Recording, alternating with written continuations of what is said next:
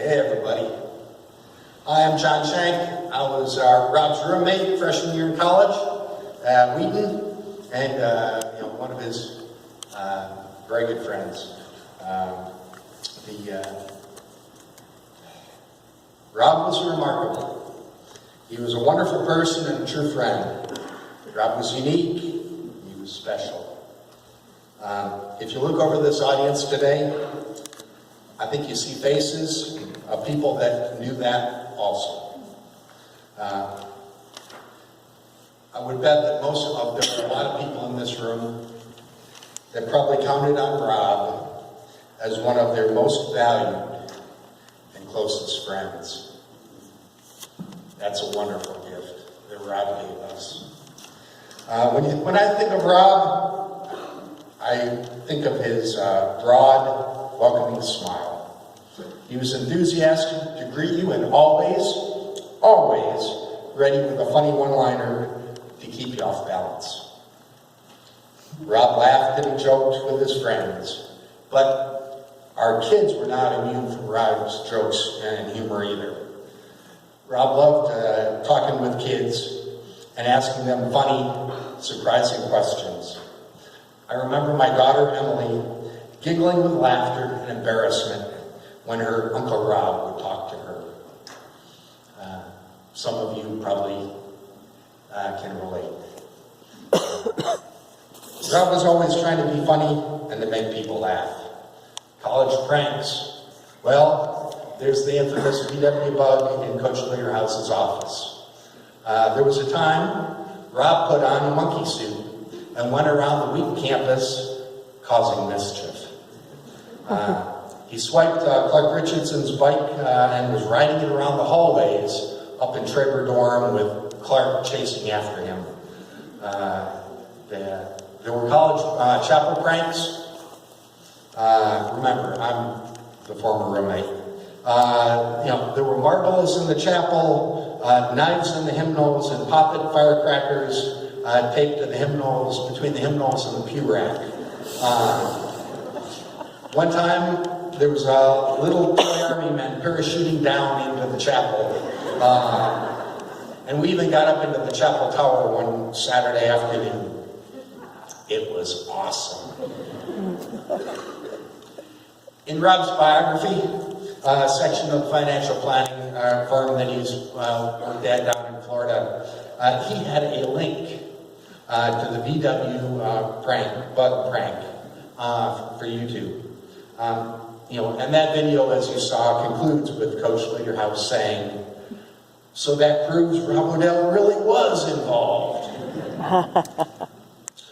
Who else but Rob ODell would do something like that and put that link on a professional website? I remember one other time that Rob had a meeting with a client who owned a pet store in town. Rob just could not help himself. He had to tell what happened. It seemed that Rob brought their Old English sheepdog Molly into the store. When he went to check out, the cashier embarrassingly said to Rob, "Excuse me, sir, but I think your dog is shoplifting."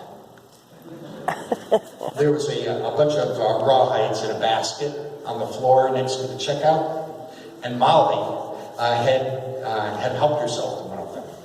And she was kind of hunched over it. She was kind of hiding so that Rob wouldn't see that she had something in her mouth.